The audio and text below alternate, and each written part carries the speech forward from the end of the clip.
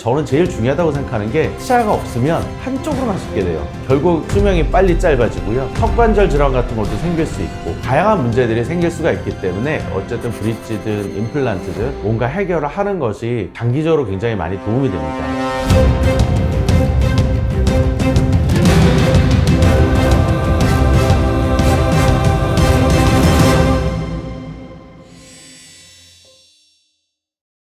네, 안녕하세요. 서울탑 치과병원의 김현종입니다.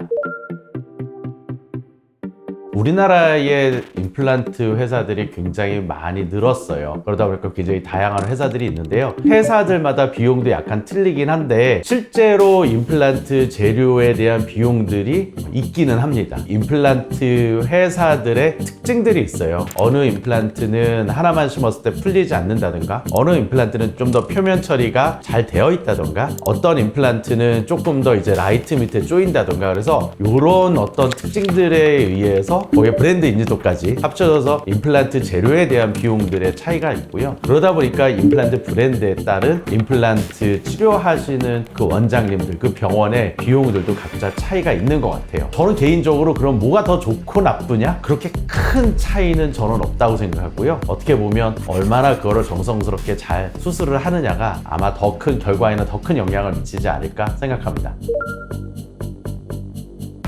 저희가 주로 많이 고리식을 하게 되는 경우에는 발치하면서 바로 임플란트를 심는 경우, 그런 경우에는 발치한 부분하고 이 임플란트가 있는 부분 사이에 이제 그 갭이 좀 많이 생기면 그 자리에는 고리식이 좀 필요합니다. 또 하나 고리식이 필요한 경우는요, 치아를 발치하고 나서 시간이 오래 지나게 되면 주로 아래턱의 이제 아래 어금니 부위인데요, 그런 부분들은 시간이 지나면서 잇몸뼈가 점점 줄어들어요. 폭이 좁아지죠. 그래서 이런 경우에는 임플란트를 올바른 방향에 심기 위해서는 결국 그 뼈가 부족한 부분에 뼈를 만들어야 올바른 방향의 임플란트를 식립할 수가 있고요. 물론 임플란트를 조금 더 깊게 심는다던가 아니면 위치를 이동해서도 임플란트를 식립할 수는 있겠지만, 우리가 만약에 장기적으로 오래 쓰고 싶다라고 생각을 할 때는 그럴 땐 올바른 위치가 가장 이 임플란트 수명하고 굉장히 큰 관계가 있거든요. 그럴 경우에는 고리식이 꼭 필요하다고 생각합니다. 그런데 우리가 이렇게 일반적으로 치아를 발치하고 나서 한 4, 5개월 정도 돼서 뼈가 잘 차 올라온 경우가 있어요. 그런 경우에는 또 특별히 고리식을 하지 않고 임플란트를 식립할 수 있는 경우도 있습니다. 그런 경우에는 환자분한테 말씀드리죠. 이 경우에는 고리식이 필요 없다.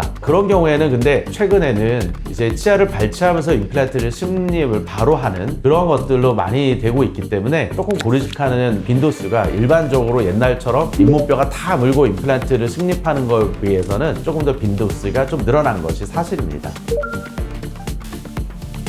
치아가 상실되면요, 되도록이면 빨리 회복, 수복이라고 얘기하는데, 그 치아 뺀 자리에 어쨌든 브릿지든 임플란트든 뭔가 해결을 하는 것이 장기적으로 굉장히 많이 도움이 됩니다. 왜냐하면 치아가 하나 빠지게 되면 빠진 공간으로 치아들이 이동을 하고요. 저는 제일 중요하다고 생각하는 게 치아가 없으면 한쪽으로만 씹게 돼요. 그럼 이렇게 한쪽으로만 씹게 되면 결국 한쪽으로만 씹는 그 치아도 수명이 빨리 짧아지고요. 턱관절 질환 같은 것도 생길 수 있고 다양한 문제들이 생길 수가 있기 때문에 치아가 문제가 돼서 발치를 한다라고 하면 저는 되도록이면은 바로 뭐 임플란트든 뭔가 치료를 해서 양쪽을 다 정상적으로 잘 사용할 수 있고 내가 자신 있게 음식을 다 잘 먹을 수 있어야, 그래야 치아 건강이 유지된다고 생각을 합니다.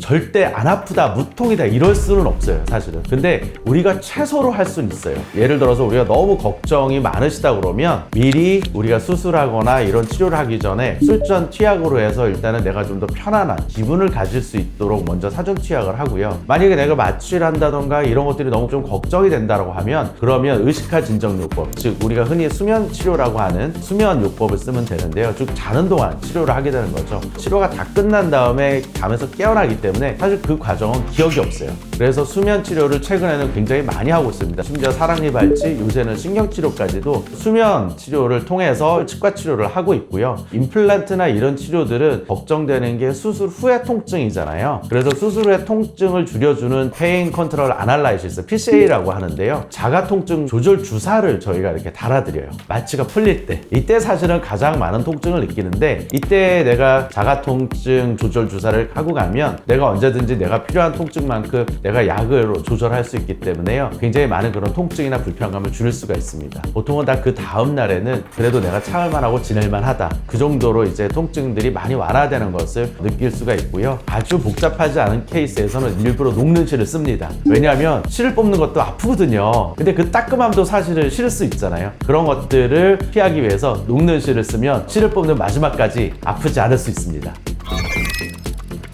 네, 여기까지요. 저희가 임플란트 치료를 하면서 진료실에서 듣는 여러 가지 질문들이 많았는데요. 지금까지 서울탑 치과병원의 김현종이었습니다. 감사합니다.